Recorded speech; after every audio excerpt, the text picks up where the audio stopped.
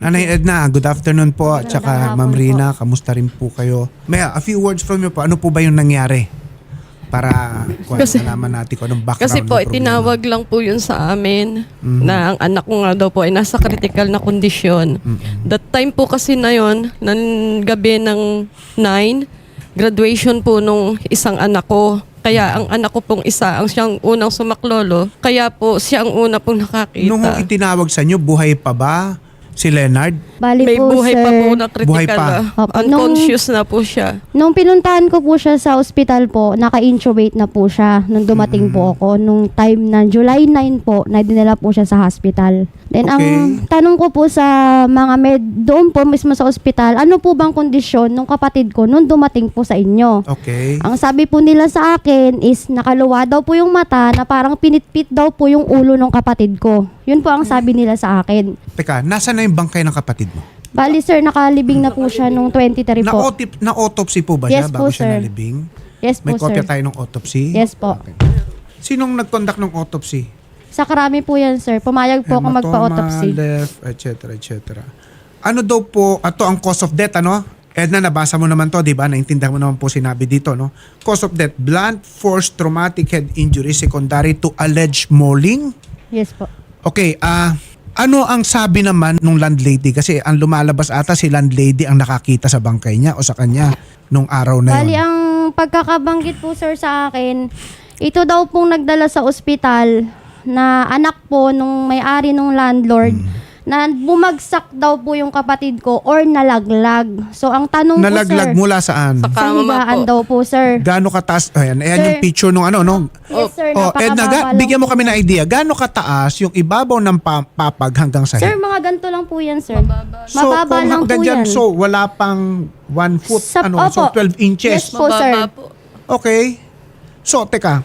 Diyan sa apartment na yan, meron po kaming hawak na pictures dito, no? Kaya lang, Pwede natin i-explain, attorney, kung Oo. ano po yung itsura ni Oo, Leonard. okay. Taliwas ko sa sinasabi po na Kasi- nalaglag daw Yes po sa kama. kung nalaglag sa kama, pero parang dito, yung mukha ang na-injure sa Yes kanya. po, yung, sir. Sobra po. ang nakatamo na maraming sugat, parang may black eye pa Yes siya. po sir, kaya po Kasi kung nalaglag sa kama to kahit una ang mukha, hindi siguro magkaka-black eye dahil may ilong Yes ka pa po. eh.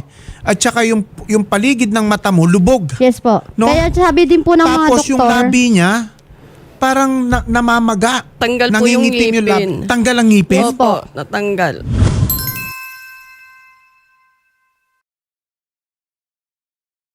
Okay, itong nag-conduct ng itong medical legal officer na to, taga saan siya? Saan siya medical legal? sa krami po sir. Marami po. Kung sakasakali, gusto nyo makahingi ng second opinion tayo, papa-exhume natin yung bangkay. At Pwede po, pa-medical para- legal natin sa NBI siguro. Para Di po ba? Para malaman magkaroon talaga. tayo ng second opinion regarding dito. Kasi, traumatic head injury. Yes po. Can you say traumatic head injury sa ulo? Opo. Pero kung base dito sa pictures, ano po, mukha eh. Yes Mukha. po. Diba? Okay, may dugo-dugo po siya sa gilid ng mukha niya, no? Yes Saan po. galing yung dugo na yan? Sa kanya din po mismo. Dahil lang Saka, anong parte ng katawan pinanggalingan na? Parang sa ano daw bibig? po, sa bibig po. Sa bibig. Sa bibig Sa po bibig. dahil sabi po ng doktor nag-laceration na daw po yung bunganga niya. Kaya nga, so kung nagkaroon ng laceration, nagkaroon ng puwersang in-apply sa mukha, may Yes po. violent action na tumama yung mukha niya. Yes po. Pero yung, paano sa ulo? May injury siya sa ulo? May sugat?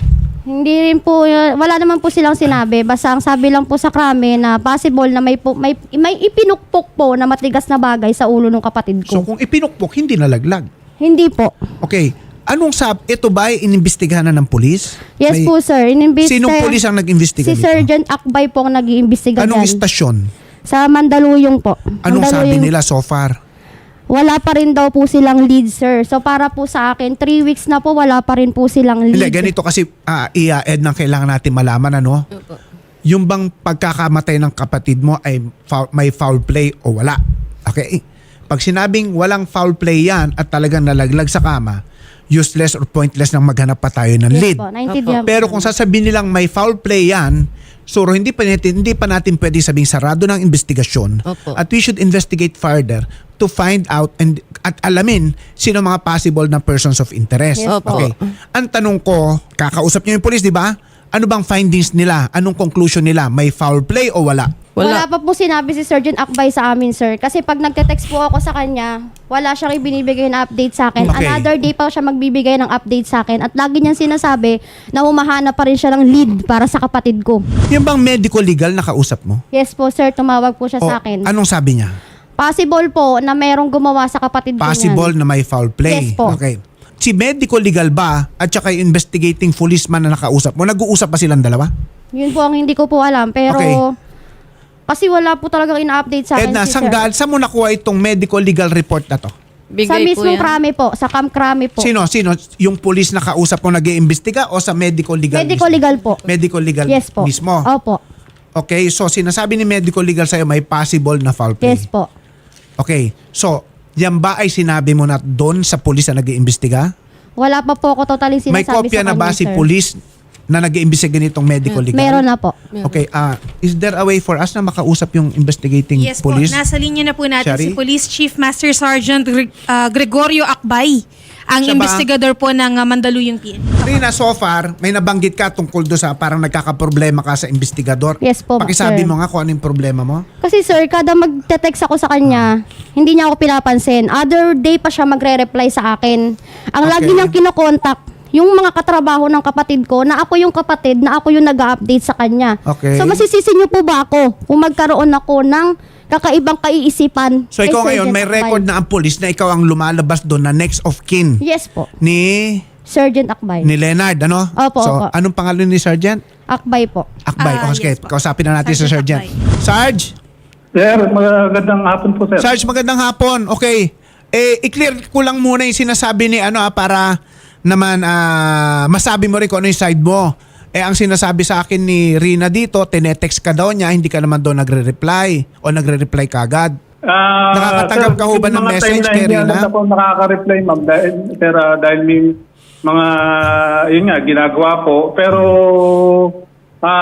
ini-inform ko naman po, yung sinasabi niya po na mas ini-inform ko yung katrabaho ni Leonard, yun po ay tinatawagan ko po siya dahil may mga katanungan ako sa kanya na siya lang yung pwede po makasagot.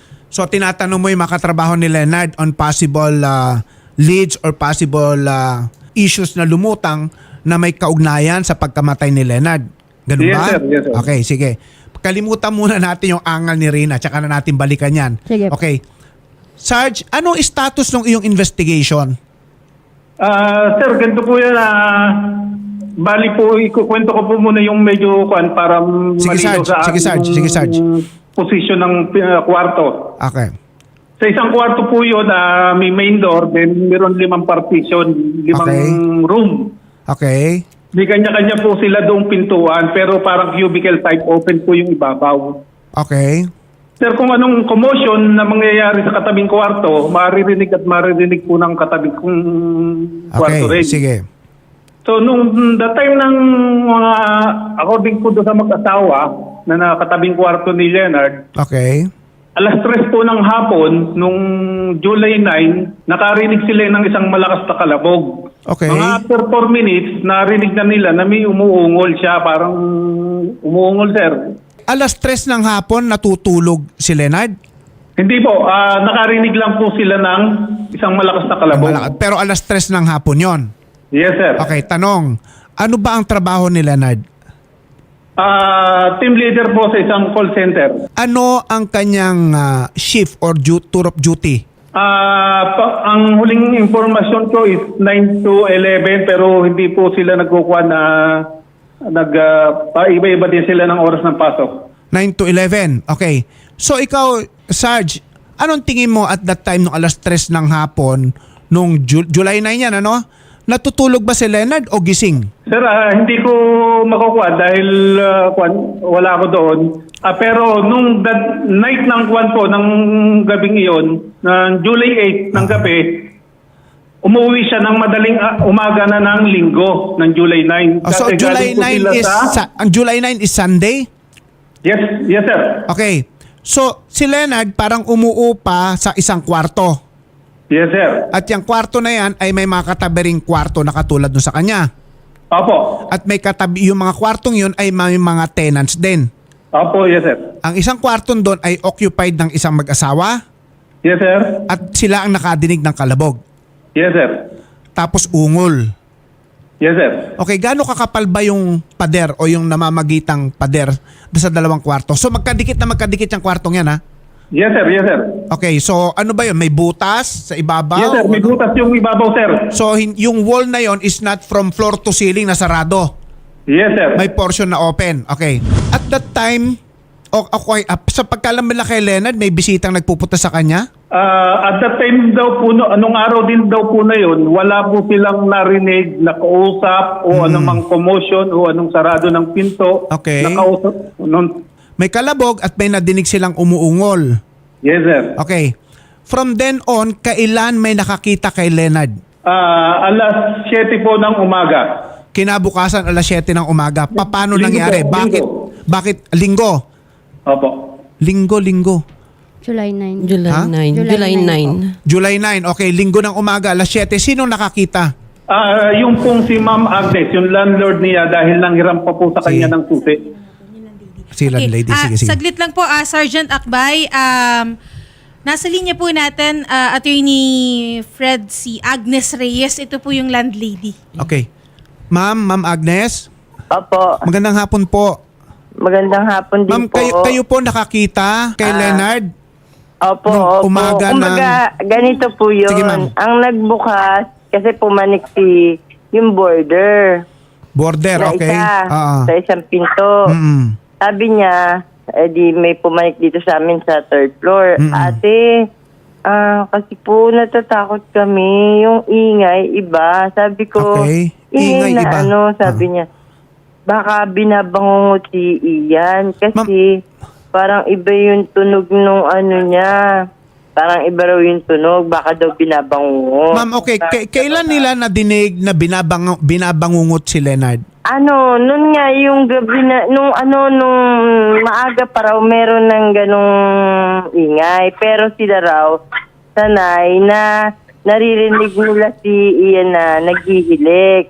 Kaya hindi Okay. nila pinapansin. Kaso nung time na yon, yung maghapon, parang iba. Tapos ang tagal-tagal na.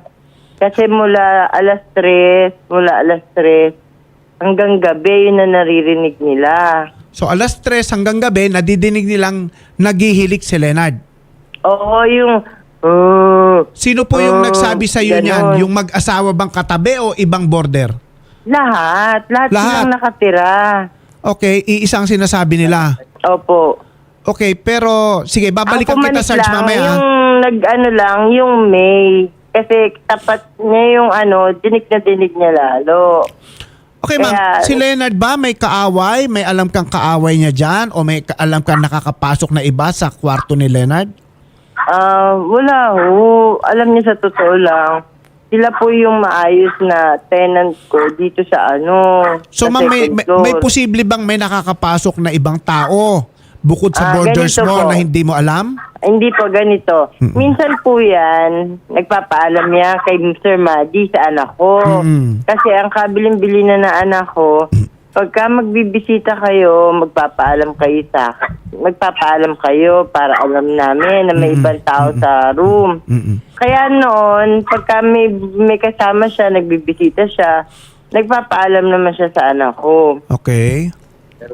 Sir, pwede Pero dito, nung time na yon, kasi nung umaga, pumanik siya sa akin. Sino Ito pumanik pa. sa'yo nung umaga? Nung umaga, halimbawa, nung 9 ba yun? July Hindi ko 9 alam ng kung ano umaga? yung So nangyari. July ng umaga, pumanik pa sa'yo si Leonard?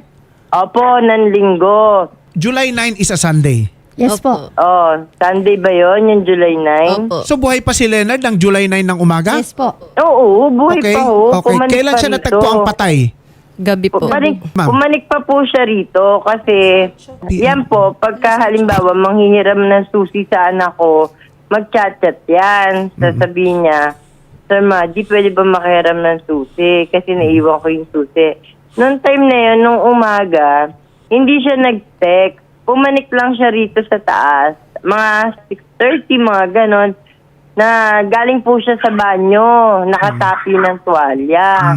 Ngayon, ang masama ron, nung Saturday ng gabi, pagkatapos ng work, nag-happy-happy sila, nag-inuman sila, nakita sa FB kasi doon humingi ng tulong yung anak ko sa FB. Nung nakapost na happy-happy nila nung Saturday night. Kaya nakapanawagan yung anak Buhay pa siya. ko. Kasi wala yung cellphone niya. Nakapanawagan niya anak ko doon sa FB niya. Nag-comment siya, nag-post siya ron sa sa post nung happy-happy nila. Mhm. Pwede ko Na-access mo ba yung FB ni Leonard? Yes po. Facebook Pwede ko niya? siya makausap, sir. Ma'am, may tatanungin lang sa'yo si Rina, ha, yung pong kapatid ni Leonard, ha? Paki-entertain Opo, po. okay lang po. Sige, Rina. Lahat po magtanong. Sige po. Sige Rina. Magandang hapon po, Ma'am Agnes. Opo. Ma'am, kinausap ko po kayo nung time na July 10. Ang sabi nyo, ma'am, is walang nakakapasok na kahit sinong Ay, tao private. sa bahay ninyo, ma'am. Dahil ang sabi nyo, private po yan. Di ba po? Tama po ako. Walang nakakapasok. Yes, ma'am. Wala talagang pwedeng pumasok doon. O, sige po. Tapos Kasi tayo laging dyan. nakalaki yung pinto. Tapos tayo dyan, ma'am. Ma'am, hinihingi ko sige. po yung buong CCTV footage. Bakit wala po kayong mailabas sa akin? Ang ibinigay nyo lang po sa amin, yung Yung buhay ng umaga. kapatid ko. Buhay siya nung linggo ng umaga. Tapos sumunod other day, binigay mo sa amin 7 pass na naglalabas-pasok kayo ng bahay, Wala bahay na na yung nakita nyo yung CCTV. kapatid ko. Nasaan po yung buong CCTV? Walang putol. Walang Ganito putol. po, no? Ganito po, sabi ko nga rin sa investigador, sir, kung pwede, kayo na lang po makipag-usap sa may-ari ng CCTV. Bakit, ma'am? hindi Ma'am, talaga sino po sa bang amin may-ari ang ng CCTV?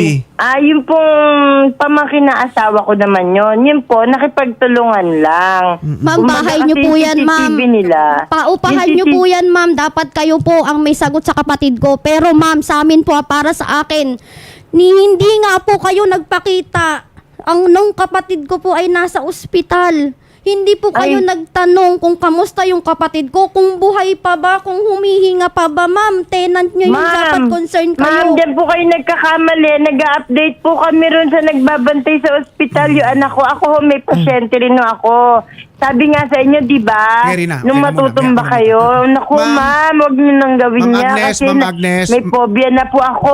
Dahil yung asawa ko, 4 na beses bumagsak. Tapos nakakita pa ako ng dugo, yung kay Leonard. Ma'am Agnes. Sobrang nervous na ako. Sige, Ma'am Agnes. Okay, ma'am. Ma'am Agnes, may tatanungin lang po ako, ho. O, sige Kayo po. po ang lumalabas na unang-unang nakakita kay Leonard, napatay na siya.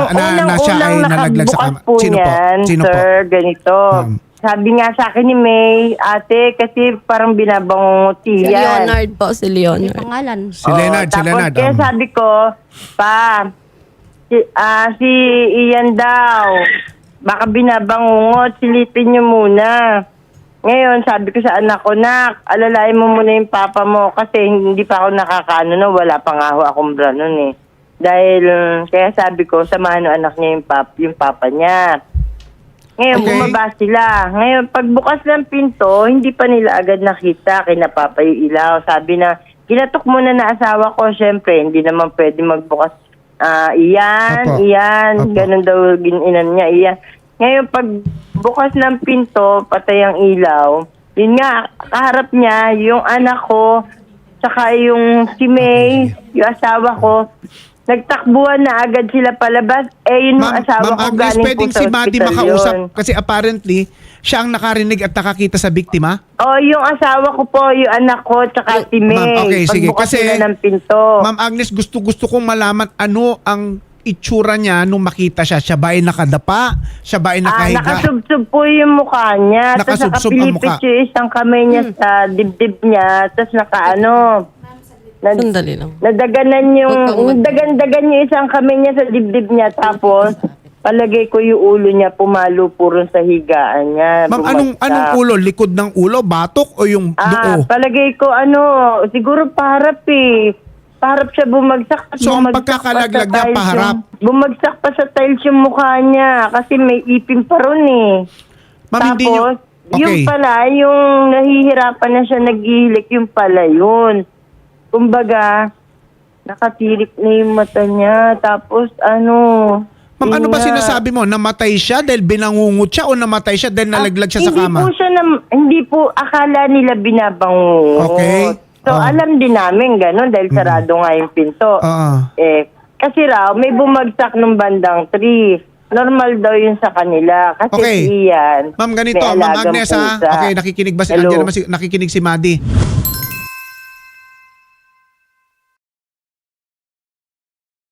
Nang kinalilituan ko, may nalaglag, may nadinig silang bumagsak o kumalabog Oo, ng yung alas 3. katabi niya. Alas Yung 3 katabi ng niya, hapon. Okay? May narinig silang bumagsak ng Ng bandang 3. alas 3 ng hapon ng July 9. Oo. Pero, Kasi yan, after that, may nadidinig silang parang umuungol o... Ganito po. Nung 3, may narinig silang bumagsak. Yung isang tenant, yung kadikit niya naman, kadikit yun. Nung may bumagsak, hindi po nila pinansin kasi normal sa kwarto ni Ian. Kasi minsan nag-aaway sila ng pusa. Pusa. Minsan, oo, ng pusa So, niya. hindi naman siguro pwedeng maging suspect yung pusa, di po ba? Ay, hindi ho Anyway, ma'am, sige, okay. Kumbaga, inaano po natin, normal sa kanila na may nababasag, bumabagsak. Kailan natagpuan si Leonard na nasa sahig na? Yun nga ho, nung pagbaba na nila nung alas 7, nung Alas pinasok 7, na July kami nung 10? border, sabi Nine. niya, ate. Umaga buhay pa po. Mga din nasa gabi. 7 yun. 7 sabi ng niya, gabi? ate. Ng Sunday. Opo. Ate, parang binabang may 4 na oras mula alas 3 hanggang alas 7. Opo. Bago sobrang tagal. bago nga po may sumilip sa kanya. Ganun ba? Doon lang ho sila nag-update sa amin nung gabi. Na Nag-update? sobrang tagal na nung naririnig nila. Kaya naging ano na sila. So ma'am, ibig mo sabihin, Naging- tuloy-tuloy yung nadidinig nilang pag-uungol ni Iyan. Leonard Oo. mula alas 3 hanggang alas 7. Hanggang Opo. 7. Oo. So alas 7 lang sila nag-isip na buksan na. Pumanik dito yung isa kasi siguro natulog kasi siya raw. Oo. Tapos lumabas sila para kumain. Tapos natulog sila. Naririnig pa rin nila pagising. Kaya nagkaroon na siya na ate, baka binabangot si Ian. Kasi ang tagal-tagal niya na umuungol. So ano ma'am, binangungot siya kaya siya namatay o nalaglag sa kama kaya Ay, namatay? Yun, hindi ko maintindihan hindi eh. pa. patay. Hindi pa siya patay. Hindi Umabot pa. pa siya ng 1 week sa ospital, sir. Okay. Ma'am, tanong ko, sa pagkatingin mo, nalaglag ba siya na una ang muka? O palagay ko po, Ma'am, nahilo siya. Tapos Ma'am, pero tumama ang mukha ma'am, niya sa higaan nakita niya. mo ba yung picture niya na may black eye siya sa kaliwang mata, pero sa kanan mata wala siyang black eye? Kaya ako nasabi na baka magpapalit siya ng damit o ano siya. Tapos bigla siya nahilo. Sige ma'am. Sarge, from your point of view as investigator, ano ang kinamatay ni Leonard? Sir, nung kinukuha ko, sabihin ko muna sa inyo yung position base sa witness. Sige nga sir, niya. sige. Base sa witness yan ha. Dahil hindi mo naman nakita kung ano yung posisyon niya nung matagpuan siya, di po ba? Yes, sir. Base Sige po sir. sa witness, si Leonard po naka-across sa kanyang double deck. Double deck. Opo, double deck po yun eh. Naka-across po siya. Ibig sabihin po, yung paanan niyan po nasa may wall, ang ulo niya malapit sa double deck. Okay, pero yung double deck, sabihin, 2 patong na higaan yun, di ba? Yes, sir. Yes, sir. Saan siya nakahiga? Sa lower bed o sa upper bed? Sa upper deck po. Pero kung base po sa sketch po ng mga witness, mukhang hindi po siya nahulog sa higaan. Maaaring nakatayo siya na natumba. Excuse lang po Nung una po, na pagkakabanggit nyo sa akin, ang kapatid ko po ay nakasubsob at nakabaliko ang kamay. Alin po dun sa dalawa yung totoo? Sir, ang base po sa witness, naka-straight yung katawan niya, pati yung paa. Ang ulo po niya is malapit sa double deck at ang nakalapat sa flooring na tiles, yung left side ng kanyang muka. Left side ng kanyang mukha. Ang Yes, sir. Pagkatapos po yung sir, yung kaliwang kamay niya po is nadadaganan po ng kanyang katawan. So ibig mo sabihin, nung matagpuan siya, hindi siya nakalatag ng buong katawan sa sahig. Paano hindi nakalatag, May sir? part ng katawan niyang nasa kama, may part ng katawan niyang nasa sahig. Buong katawan po niya, sir, nasa sahig. Nasa sahig. Kaya lang, ang theory ng mga nakausap mo is nakatayo siyang natumba. Iyon po, kasi po ang paanan po niya ay nasa may wall. Okay, kung nakatayo siya nakatumba, chinek nyo ba o inalam nyo sa pamilya kung may history siya ng sakit sa puso o meron siyang isang kondisyon na yun pwede mangyari sa kanya basta lang siya matutumba o mawawala ng malay? According po sa kanila, wala daw naman po. Okay, ikaw Sarge, Honestly, in your honest opinion, may foul play ba to o wala?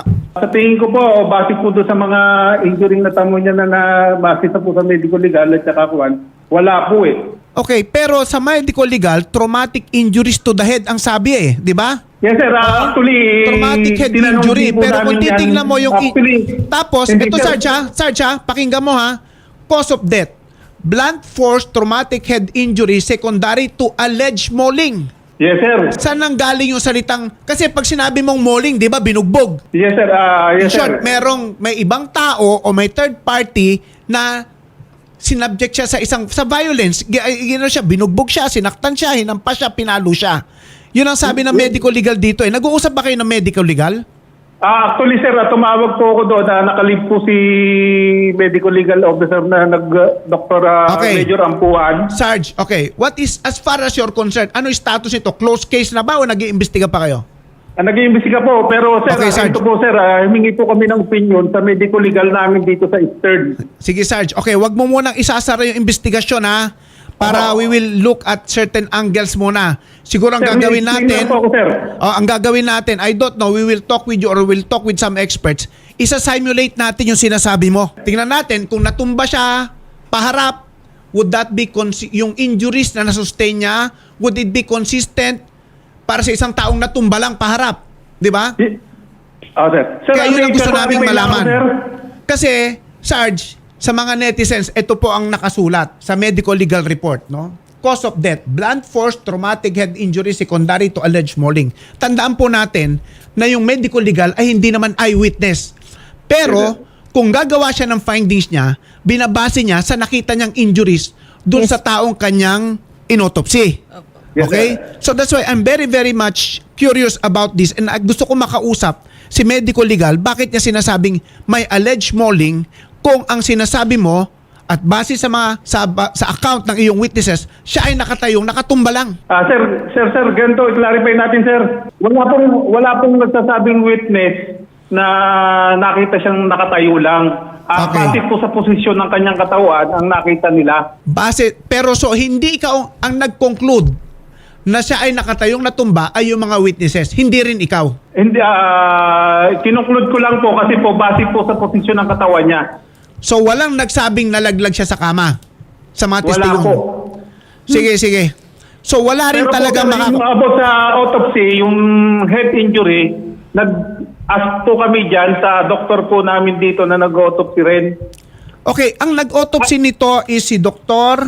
Major Ampuan po, sir. Ampuan. Okay? Yes, sir. Siya ba ang inyong medical legal sa stasyon nyo? Sa Camp Crame po sila nagpa-autopsy po. Sa Camp Crame. Sinong sila? Sino bang nagpadala doon? Itong mga kamag-anak. Yes po, yun po ang choice nila eh.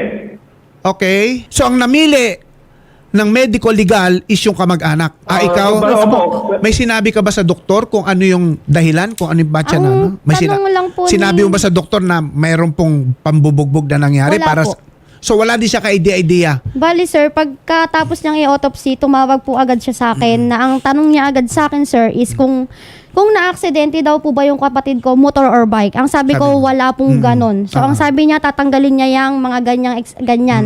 Pero sa akin po, ang pagkaka-autopsy ko po ay possible na mayroon pong foul play. Kasi nga, traumatic head Yes po. injury secondary to alleged Hindi po mauling. magsisinungaling ang autopsy. Kasi pag, Sarge, bigyan mo lang kami ng complete records at kami naman ay tatakbo sa NBI siguro para makapaghingi rin kami ng second opinion. Sarge, Yes, sir. hindi ko sinasabing mali ka ha, Opo, sir. pero I hope you don't mind if we also seek second opinion. Okay?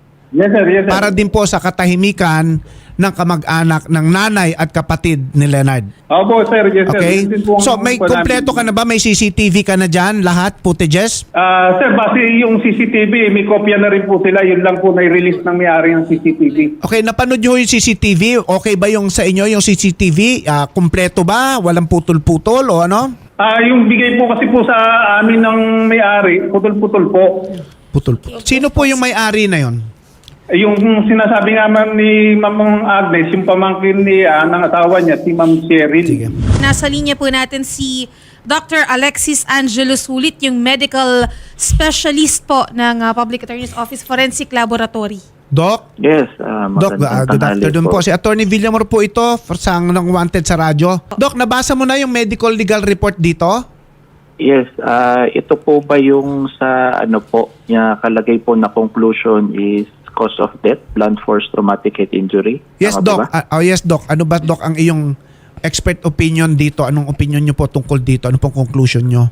Well, base lang po, base sa dokumento po na naipakita po sa akin, dun sa description po nung findings nito pong medical legal officer na nagsagawa po nung examinasyon dun sa katawan po nung namatay, dinidescribe po dito, bale, is nagkaroon po nung, ang pinaka naging cause of death po niya is blunt force. Ibig sabihin po merong bagay na matigas na tumama po dun sa area po ng ulo. Dito po dinidescribe sa may bandang kaliwa, periorbital at saka maxillary or malapit po dun sa may ilalim po ng mata at saka sa may papuntang bandang tenga po, harap ng tenga. Okay, Tapos Doc. dito po kasi nakalagay is secondary to alleged mauling. Pag po Okay, Doc. sinabing mauling, ibig sabihin po binukbok. Yung nga po, Doc, kaya mahirap tanggapin ng pamilya na walang foul play ito. Doc, kung ikaw nag-imbestiga, maglalagay ka ba ng salitang alleged mauling nang walang basihan? Actually po, kung po talaga titingnan, kung halimbawa titingnan po yung report lang po ito, is isipin nyo po talaga may external factor, kumbaga hindi self-inflicted yung injury. Kasi parang ang contention po is, correct me if I'm wrong na lang po, isabi po is dahil nahulog.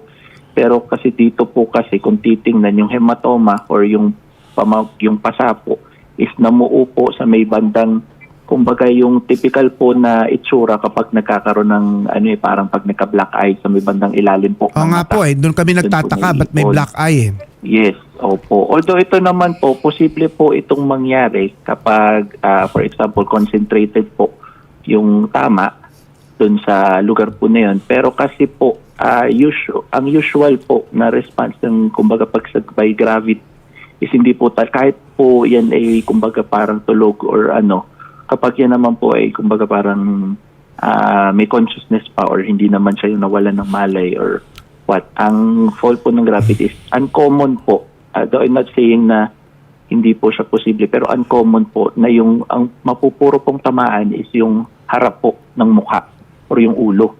Okay, so uncommon na mangyaring ganyan injury kung siya ay natumba lang. Ganun, Doc, ang sinasabi nyo. Unusual. Yes po, it's not enough. For me po, it's not enough po na ikamatay. Although hindi ko naman po kasi nakita, siyempre limited po yung Doc, information. another Hindi ko question, nakita Doc. yung- Doc, another question. Okay. May theory sila na siya ay nakatayong natumba. Opo. By autopsy, Doc, pwede bang makita kung yung victim ay may sakit sa puso o may high blood o nag-aneurysm kaya biglang natumba? Makikita po ba yon? Yes, definitely po. Kung isang Okay. complete po na na Sige, Doc. autopsy yung naisagawa. Doc, Opo. so are you also advisable din po talaga para sa aming kumuha ng second opinion? Ganun po ba, Doc? Pwede po, yes. Okay, Doc. Definitely Sige. Thank you po. Kasi very pag much, may- Doc. Ma'am, ganun po yung gagawin natin, ma'am. Tuloy-tuloy pa rin po yung investigasyon and tututukan din po ito ng wanted sa radyo, ma'am. Kausapin NBI po na. kayo. And, kausapin po namin kayo sa kabilang studio, ma'am. Sir, And pwede- papa-assistehan po namin kayo ng reporter po. Sige po. Pwede po kayang humingi din kami ng tulong para makuha po namin yung ibang gamit ng kapatid ko dun sa Sige po. bahay. Sige, Ayusin ano po natin. natin po. Ma'am Agnes, nadinig mo yan ha? Pupunta sila para makuha yung mga gamit. Opo, wala At pong saka problema may sa hello Kasama po. na sa Apo. reporter. Ma'am Agnes, meron lang po akong message sa inyo. Bilang ina. Kasi po, may narinig po rin ako rito na may nakasulat din po na kayo daw po ay walang pakialam sa ganitong sitwasyon. Bilang ina po, talagang masakit po sa akin. Sa totoo lang, mas may nauna po dapat kayo na may pakialam kasi sa loob po ng bahay ninyo nangyari. Kung sa kalsada po nangyari, barangay po ang tatanungin namin. Kaya wag po sana kayo magsasabi na ayaw ninyong masangkot sa ganyang gulo ng problema. Dapat po ay magkaroon kayo ng pakialam dahil po ito ay sa loob ng bahay ninyo. Yun lang po, Ma'am Agnes, at marami pong salamat sa inyo. Tsaka lang Sige po, ma'am. Kausapin po namin kayo off-air.